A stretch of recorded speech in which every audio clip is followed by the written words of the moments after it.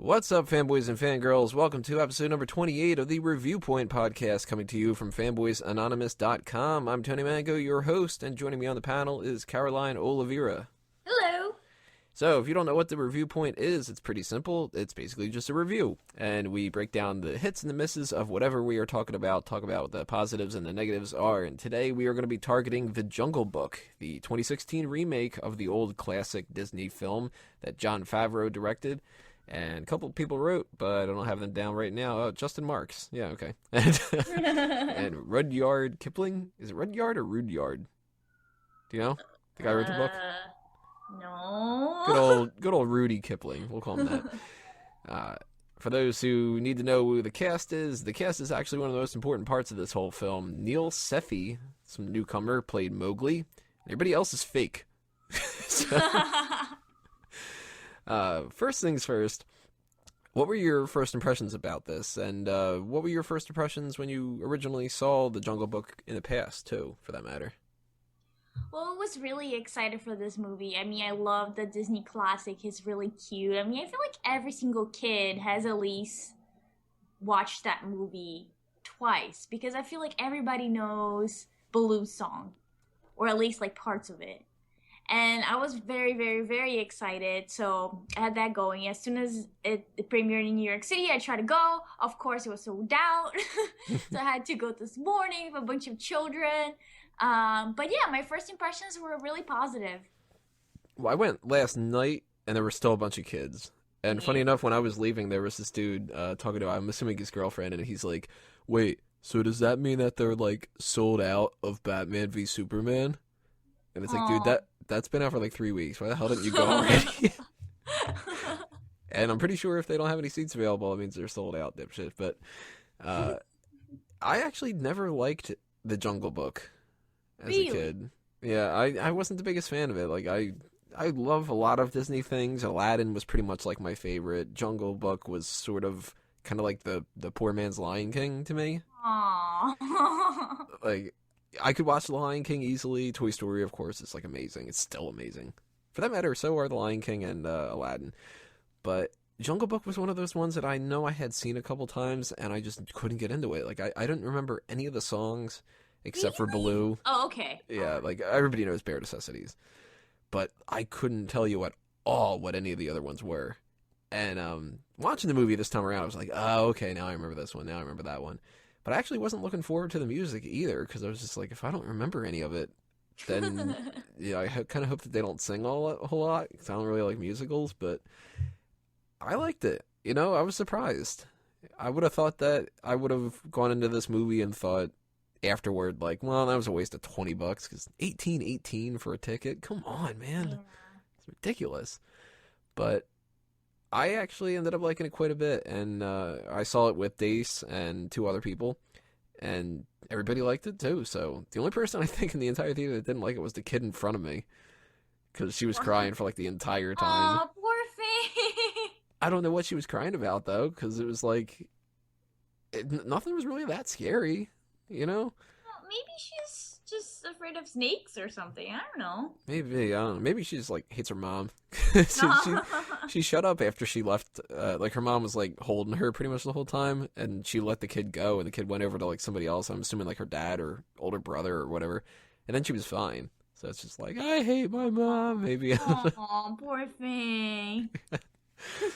But what were the kids like when you saw it? Because you saw it earlier, so I would assume more kids would be there. Oh yeah, well, first thing was that I overslept, so I couldn't make it to the regular show, the standard, like, not like just regular movie, not 3D or anything. So I had to go to the 3D. I did not know it was the 4D that I ended up going, which is like where like the seats shake and all of that. Oh, that's kind of cool though. No, it was not. If you're watching that with a bunch of children, it's not cool. Yeah, that's right. And I feel like I was literally adults in the theater with me and the kids' parents, and they were a big group of kids. It was at least like 20 kids. They were all together. They not all knew each other, and the adults sat together, and all the kids like sat in 2 rows. So it was a lot of children, and every time like there was like a water spraying or the seat was shaking and whatever was going on, they were like, whoa! Every single time. Granted that every single time there is a camera like shake or Mowgli jumps and lands heavily on the ground, like the thing shakes. So it was really every 5 seconds I would get like, whoa, did you see that? Oh my god, my seat is shaking. Ah! But I mean, it was kind of cute because they were so excited about it, except for this one little boy that really wanted popcorn, and his dad did not want to give him popcorn. So every 5 minutes in the theater, he would stand up and come to his dad, who was sitting like right in front of me. Dad, I want popcorn, and he would just keep jumping on the seats like he was a mess. But it was really cute. Like I enjoyed it watching with the kids. They were so excited about it. Did you have popcorn? No, I'm dieting. So you were sitting there going, I want popcorn too. Yeah, exactly. I'm like, me too, kid. See, I would be so tempted if I had popcorn, which I didn't last night. But if I would have had it then, I would have been so tempted to like toss a piece over to the kid. Aww. No. Or a handful, just chuck it out of the kid. Dump half of it on his head. Poor thing. The hell with that. I'm not wasting my popcorn. I'll eat that. I'll savor every minute of it. Okay. In front of the kid. Oh, it's popcorn so good. Oh. So evil. I was a little bit annoyed throughout the show with the little kids, but at the same time, they were, outside of the one, they were pretty much like better served than I would have expected to. Like, I would have expected them to be going nuts. Oh my god, I'm sorry. She wants popcorn. Stop it. By the way, for anybody who hasn't seen the movie yet, I forgot to mention this ahead of time, we are going to talk about spoilers. So if you have no idea what happens in the Jungle Book and you don't want to know about it, then bookmark this, go watch the movie, or watch at least like the Cinema Sins or something like that of it, and then come back later on. But yeah, I ended up leaving with a better perspective about this movie than before, and I actually like this significantly better than what the other one was because it was a little more serious than I was kind of expecting. Yeah, it really was. Like, even the music was a big thing for me because part of me was like, okay, they have to do the Baloo song, but at the same time I was kind of like, but this is such a, I don't want to say dark movie because it's not a dark movie, but it felt a little heavier than the cartoon. And not because it's live action, but also, I mean, not that the movie's scary, but the scene with Ka, for instance, like, that could have been seen, like, by children, seen as something that is a little startling and kind of creepy. Like, you think about it, like, she's hypnotizing him because she's gonna eat him. Like, that's creepy. I was kind of rooting for her. Oh. It's like, yeah, just eat Mowgli. Stop It'll solve a whole bunch of troubles here. That's so sad. But I felt like it was such a good upgrade. Like, just like with any Disney movies, like, even cartoons, we know that it's for kids, but the adults can definitely appreciate it. Like, some adults like it better than the children like them. But this one, I felt it was definitely more serious, a little darker than the cartoon. So, definitely won some major points with me on that. Now, do you think that if they were to do, I mean, they've been doing a couple different things sort of like this, like they did Cinderella and whatnot, and it looks like they're going to continue doing it because they're making a shit ton of money, and that's no surprise. Do you think that they could do, like, I mentioned before, The Lion King, if they do like a live action version of The Lion King like this, that one scene in particular where Scar kills Mufasa, oh my god, that's going to be so dark. Yeah. Like, that's going to be really damaging to any kids that watch it. Yeah, I still have scars over that movie. Ever since I just watched it. Little live action Simba's going to kind of be like that little gray wolf cub. Oh, God. And he's going to be like, Dad, wake up. And everybody's going to be like... That's going to be tears all over the place. Oh my god. I hope they don't do that. Like, that would be some very damaging material right there. Well, they still do have the guy, James Earl Jones could still be Mufasa doing that voice. Oh, yeah. And they still have Hans Zimmer is around, so he can still do the music, which the music is amazing in that. That's true. But they did have different voice actors this time around for at least the Jungle Book, and some of them, obviously some of them were like nobody who knows who the hell the Schreibers are, or Asher Blinkoff. But we had Bill Murray as Baloo. Kind of perfect, right? Yes. My favorite, actually, of the bunch, Ben Kingsley for Bagheera. Oh my god, Ben Kingsley's he's a boss, man. He's awesome. Like, you could so buy into him being this, like, teacher. Yes, exactly. Like, he's the man. He's so calm and collected, cool, knows it all. Yeah. Still, like, you love him. Like, he's awesome. And he looks like he could be menacing, but at the same time, right off the bat, I was thinking to myself, you know what? I don't think that he's like, if I were a little kid, I wouldn't be scared of him. Yeah. Even though Ben Kingsley can be like a scary guy or a complete doofus like Iron Man 3. But our main villain, Shere Khan, Idris Elba. It's Idris, right? I think it's Idris. So sexy, my god, that voice. You're talking about Elba, not Shere Khan, right? I'm talking about his voice, Tony. I'm not into bestiality, okay? Sure, you're in the movies going. I was a little bit. We had Raksha was Lupita Nyong'o. So 2 of the most important roles that she's done recently were complete voiceover work with her in this movie and in Star Wars for Maz Kanata. So that's a little weird. We have Scarlett Johansson was Ka. That was really good, I thought. Really? Yeah, I think like her voice is like, doesn't have enough character for me. Did you stay and listen to her singing in the credits? Oh, that was her? Yeah. Oh, I didn't know that. So I actually liked that quite a bit. I was just like, damn, she can actually sing pretty well. Yeah, that was nice. Even though her music bombed. When she was like dating Justin Timberlake and she's like, I'm gonna be a singer now. I don't remember listening to a single song. Oh my god, it was so bad. It was so bad. Well, she could just sing as a snake from now on. It works. We had Akela was Giancarlo Esposito, which that dude, talk about another boss. Yes, definitely. Big fan of that guy, and I had no idea that it was his voice throughout the whole thing. Me either. I'm just looking at the cast right now. I'm like, oh. And you know what's Ikki, the porcupine? That was Gary Shandling. That's like, what? That might have been my favorite character. I love that little dude. He was my favorite character. Okay, like my rock. It's a rock. It's my rock. I was like, that's amazing. He needs his own standalone movie. He does. Where he's like around the jungle and be like, my tree. Yeah, he's like their equivalent of like an insurance adjuster or something.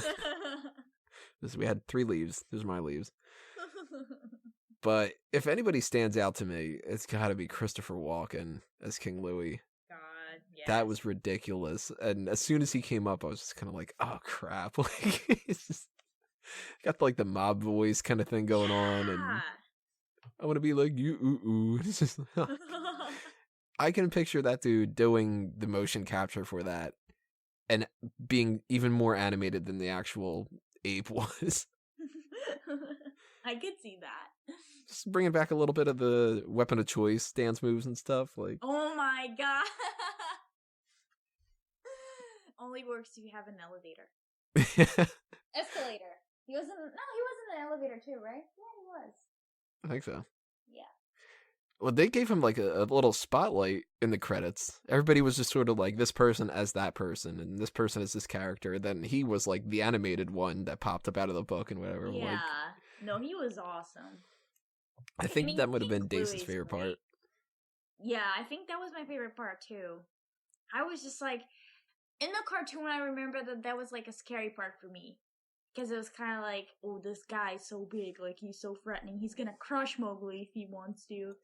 And in this movie, it's just like the temple is so dark, and the way he's just like gathering random utensils, saying that that's his treasure. It's like, oh, it's so cool. It's so good. And he was amazing. when he stands up and like part of his fur gets like stuck on the ground. Oh, Yeah, I noticed that too. I was just like, that's a so weird good. detail to put in there. No, that's awesome. That means he doesn't move at all. He's just there eating. It's awesome. That's the life. That's the life. All you do is sit there and eat. Everybody does your bidding for you. Exactly. Collects your treasure, brings you fruit, just there hanging out. Well, I don't remember, and I'm looking it up right now. He was a lot smaller back in the cartoon. Yeah. He's like smaller than Baloo even. He was, but he had that big face. That was frightening. He looks like that one Donkey Kong character. I can't remember his name. Not Donkey Kong himself, not Diddy Kong. He was one of the shitty ones from the N64 game. It was like, I wasn't Cranky because that was the old one. I don't know, Dipshit Kong maybe. But yeah, I was just like, God damn, he is huge in this. And that was one of my favorite. Just that visual alone was like one of the best parts about that. But let's talk about that. Actually, you know what? We didn't even talk about the kid, but we'll bring that in to it sort of, because the only thing that's real in this movie is the kid. Everything else is CGI, which is just like, you know, a minute into the movie, I forgot about it already. Right. And by the end of the movie, I, thought about it again, and I was just like, wait a minute, that means that, like, all of the leaves that he brushes are fake. And, like, all the, the mud prints that are in the ground, that's all fake and whatever. And I was just like, crap, the amount of detail that they had to put into this. It's going to win Best Visual Effects for sure. He has to.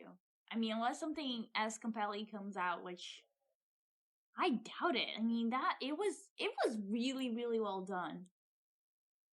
And a lot of credit to that kid for being able to pull it off. Exactly. He was so good. Like, we had veteran actors like Surian McKellen crying because he was upset that he didn't like working with a green screen, and that wasn't like true acting or whatever. And it's like, this little kid has nothing to work with for the entire shoot. Not even like another person to stand next to him in a green screen environment. Right. And I bought it. Like, this kid seemed like he was in the jungle. He was amazing. The sad part is he's probably going to have no career after this. Oh, you don't know that. I hope not. I hope he does more than Jungle Book 2. Because they are doing Jungle Book 2. Oh, they are? Yeah, they already announced that. They were like, this is going to make a butt ton of money. Just do it right now, you know? Oh. I don't know if, like, everybody's going to return or if Jon Favreau is going to do it or whatever, but, what's his name? Andy Serkis was going to be doing a Jungle Book movie. Oh. Which is, like, why would you pick this time out of all to do another Jungle Book? Right.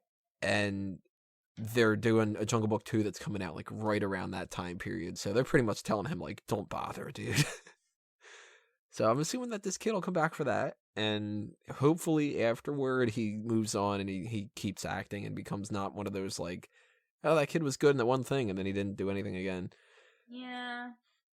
He's such a cute kid, too. Like, he was adorable. And I love that they put, like, scars on him as well. Like, he wasn't, you could buy that kid was living in the jungle in a way. Like, yeah, he wasn't, like, just a kid that they picked up from L.A. Right.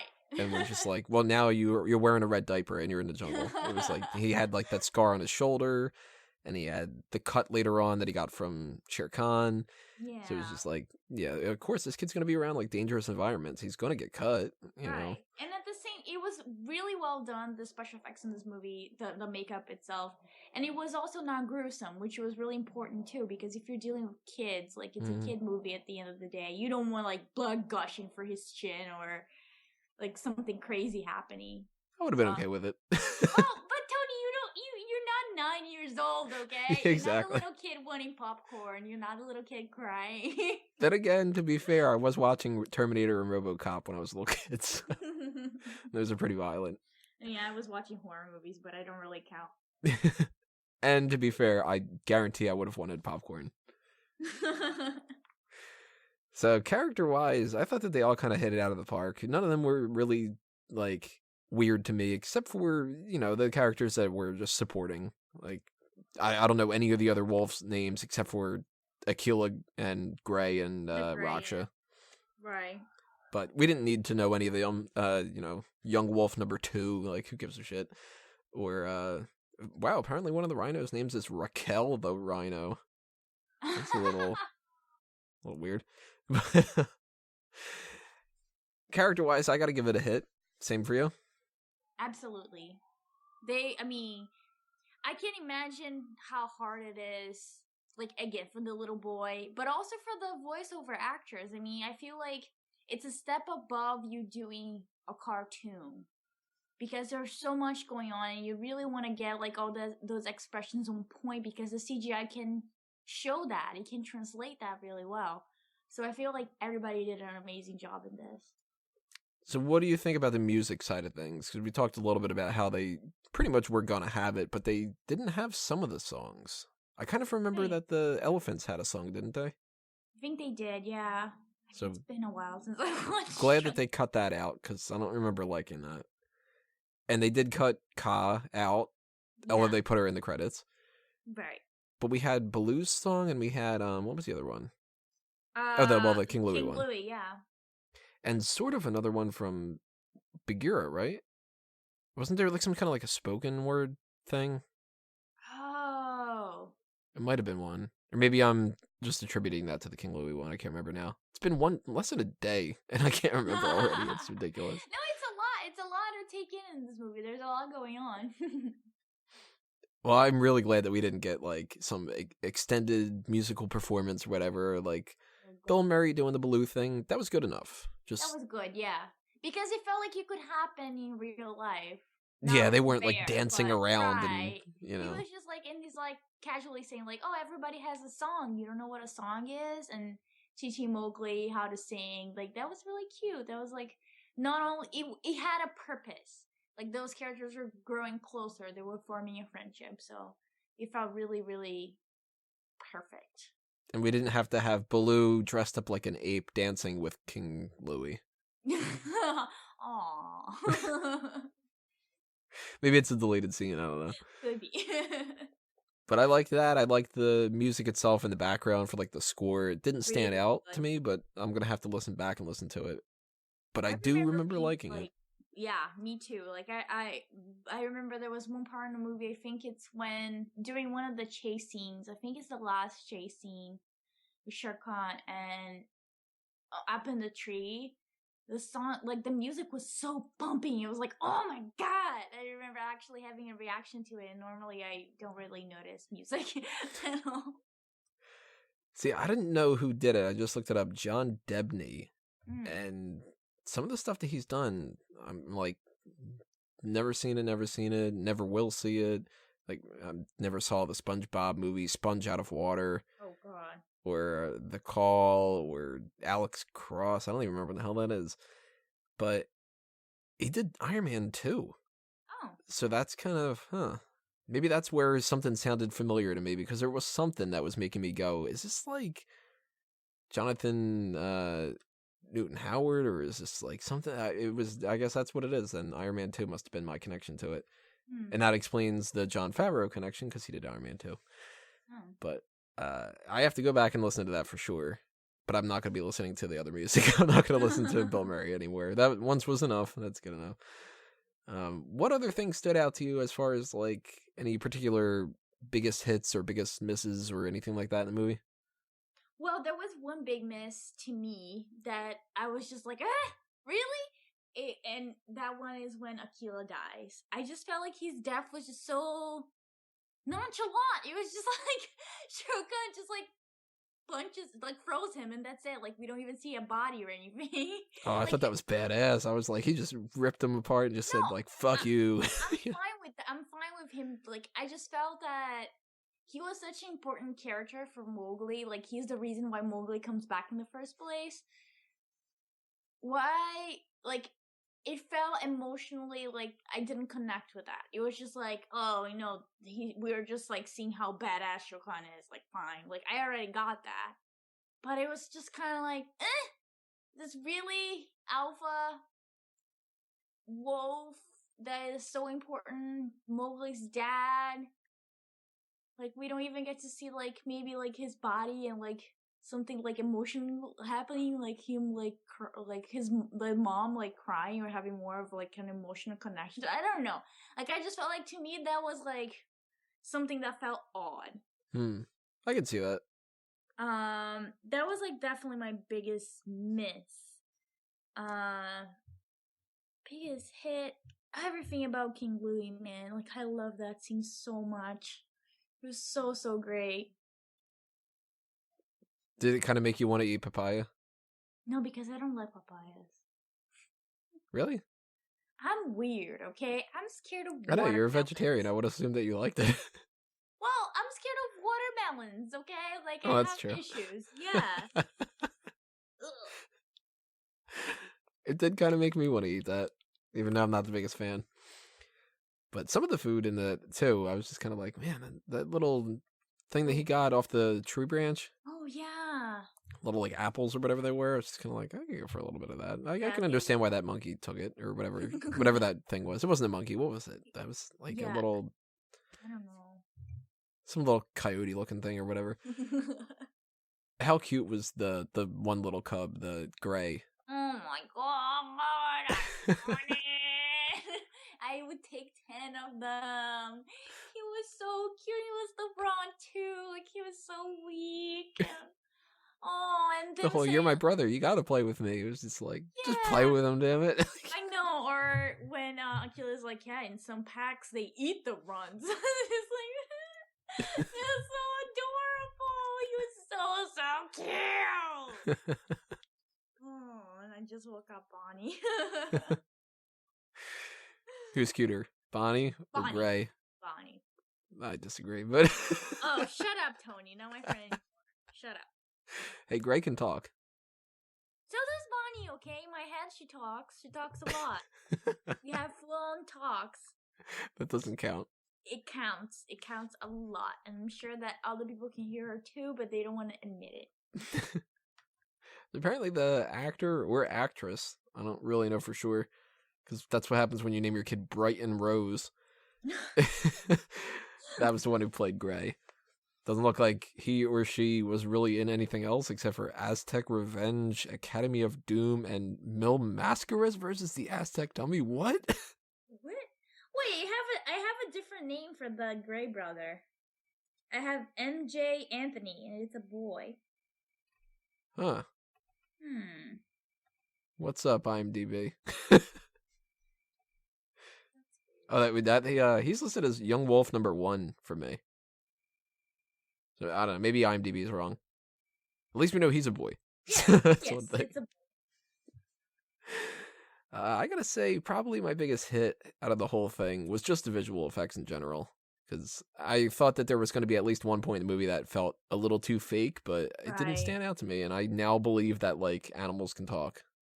I mean, not for real, but, like, What's wrong with you? you know, like, the idea of Baloo, he looked like a real bear, and he was talking. And it was like, they were anthropomorphized just enough that you can tell that they weren't literal bears and stuff. Right. But didn't take the edge off to be like, well, they're clearly Ang Lee's Hulk cartoon type of stuff. Right. And that's why I put it in my making the grade, or maybe my Minuteman review. I can't remember for sure. But one of them I mentioned, I do want them to still wait a little bit more before they start doing some of these other Disney movies that are mostly animals. Because I think that if you did like Aladdin, you only have the Abu, and I can't remember the name of the tiger for that one. Oh, what was the name of the tiger? Jasmine's tiger. Totally out of my brain right now. And we have Iago the parrot. Yeah. But Iago is bomb. those three are the only things, other than like the elephant stampede and whatever, that you have in that movie. And the genie, you can make him full on CGI and it's not going to be weird. But Raja, yeah, okay. Makes sense. Raja, Raksha, they really like those names, don't they? Lupita Nyong'o is going to play Raja then. But, or maybe Brighton Rose will be old enough by that time. Yeah, just... But I think that they need to wait before they do The Lion King just a little bit more, because... Oh my god, I'm not ready for that. I'm really ready for that. Get up, Dad, get up.